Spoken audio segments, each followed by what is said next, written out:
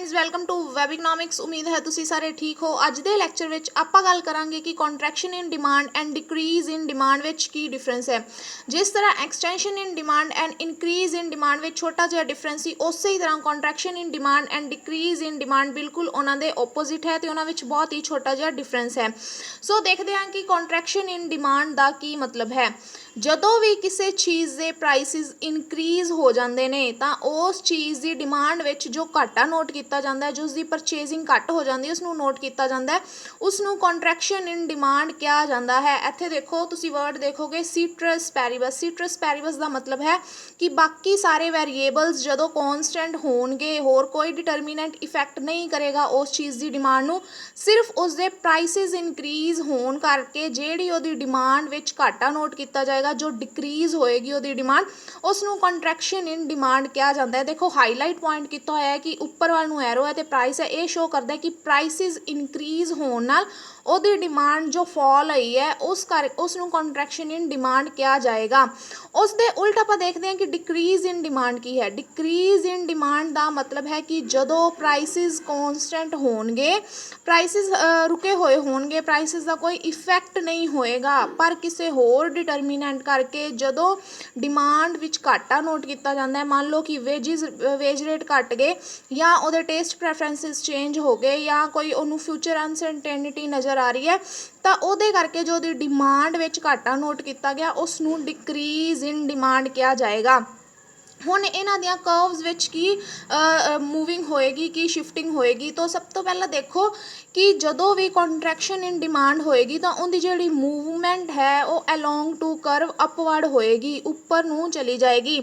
पर decrease in demand विच जो curve है वो लैफ्ट वर्ड शिफ्ट हो जाएगी। देखो increase in demand which right word shift हो रही सी, तो decrease in demand which left word नू शिफ्ट हो जाएगी। देखते हैं किस तरह। सब तो पहला गल करते हैं कॉन्ट्रैक्शन इन डिमांड के डायग्राम की। सब तो पहला देखो कि प्राइस OP1 सी, OP1 ते OQ1 क्वांटिटी डिमांड की जा रही सी, पर किसी भी रीजन करके प्राइसिस अपवर्ड शो चले गए, प्राइसिस इनक्रीज हो गए। तो देखो कि पॉइंट A तो पॉइंट B ते डिमांड घट गई, प्राइसिस उपर जान करके, प्राइसिस इनक्रीज होने करके क्वांटिटी विच घाटा नोट किया गया। एक Q1 Q2 क्वांटिटी घट डिमांड हो रही है। हुण मार्केट विच प्राइसिस उपर नू शिफ्ट हो चुके हैं। देखो कि यदि मूवमेंट उपर नू जा रही है, ये जो एरो शो कर रहा है ये कर रहा है कि जिहड़ी यदि मूवमेंट है वो अपवर्ड है।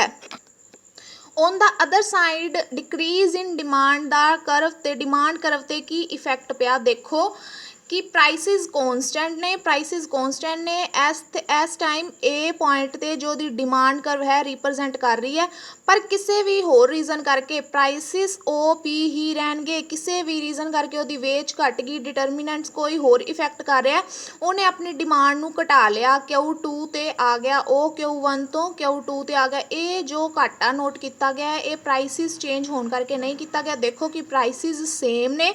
सो किसी भी होर वेरीएबल करके जदों भी डिमांड विच घाटा नोट किया जाता है, डिमांड घट जाती है, तो उसनू डिक्रीज इन डिमांड कहा जाता है। देखो ये पॉइंट A तो पॉइंट B ते आ गई यदि डिमांड करो, आज जो शेडिड लाइन है, डॉटेड लाइन है, ये शो कर रही है कि प्राइसिस दे कॉन्सटेंट रहने के बावजूद भी उसकी डिमांड घट गई, तो ये लैफ्ट वर्ड नू शिफ्ट कर गई। हुण देखते हैं कि डायग्राम्स आपां किस तरह इन्हां दे डेराइव कर सकते हैं, किस तरह बना सकते हैं diagrams.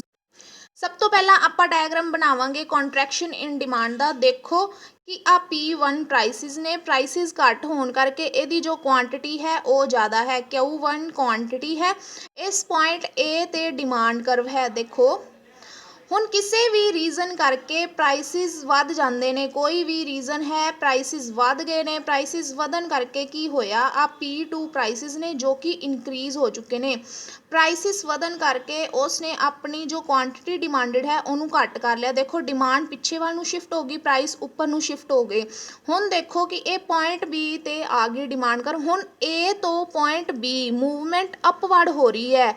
Extension in demand which movement downward है, पर ਇਹਦੇ ਵਿੱਚ ਦੇਖੋ ਕਿ ਮੂਵਮੈਂਟ ਅਪਵਾਰਡ ਨੂੰ ਜਾ ਰਹੀ ਹੈ, ਡਿਮਾਂਡ ਵਧਣ ਦੀ ਬਜਾਏ ਘਟੀ ਹੈ। ਸੋ ਇਹ ਕੀ ਹੈ, ਕੰਟਰੈਕਸ਼ਨ ਇਨ ਡਿਮਾਂਡ। ਕਾਹਦੇ ਕਰਕੇ? ਪ੍ਰਾਈਸਿਸ ਇਨਕਰੀਜ਼ ਹੋਣ ਕਰਕੇ ਕੰਟਰੈਕਸ਼ਨ ਇਨ ਡਿਮਾਂਡ ਹੋਈ ਹੈ। ਹੁਣ ਦੂਸਰੀ ਸਾਈਡ ਆਪਾਂ ਦੇਖਦੇ ਹਾਂ ਕਿ ਡਿਕਰੀਜ਼ ਇਨ ਡਿਮਾਂਡ ਕੀ ਹੈ। ਦੇਖੋ ਕਿ ਪ੍ਰਾਈਸਿਸ ਉਹੀ ਰਹਿਣਗੇ। ਆ ਦੇਖੋ ਪ੍ਰਾਈਸਿਸ ਨੇ, ਇਹ ਪੁਆਇੰਟ ਤੇ ਆਪਣੇ ਕੋਲ ਡਿਮਾਂਡ ਕਰਵ ਹੈ, ਇਹ ਡਿਮਾਂਡ ਕਰਵ ਹੈ, ਇਹ ਪੁਆਇੰਟ ਤੇ ਇਹ Q1 ਕੁਆਂਟਿਟੀ ਹੈ।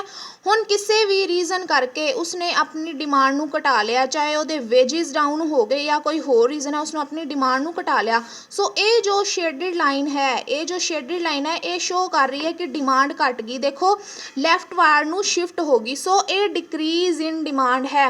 ਉਮੀਦ ਹੈ ਤੁਹਾਨੂੰ ਇਹ ਕੰਸੈਪਟ ਕਲੀਅਰ ਹੋ ਗਿਆ ਹੋਏਗਾ। ਜੇ ਤੁਹਾਨੂੰ ਇਹ ਕੰਸੈਪਟ ਕਲੀਅਰ ਹੋ ਗਿਆ, ਸਮਝ ਆ ਗਈ, ਤਾਂ ਪਲੀਜ਼ ਵੀਡੀਓ ਨੂੰ ਲਾਈਕ ਕਰੋ, ਸ਼ੇਅਰ ਕਰੋ, ਚੈਨਲ ਨੂੰ ਸਬਸਕ੍ਰਾਈਬ ਕਰੋ, ਬੈਲ ਆਈਕਨ ਨੂੰ ਹਿੱਟ ਕਰਨਾ ਨਾ ਭੁੱਲੋ ਤਾਂ ਜੋ ਤੁਹਾਨੂੰ ਆਉਣ ਵਾਲੀ ਵੀਡੀਓਜ਼ ਦੀ ਨੋਟੀਫਿਕੇਸ਼ਨਸ ਮਿਲ ਸਕਣ। Thank you.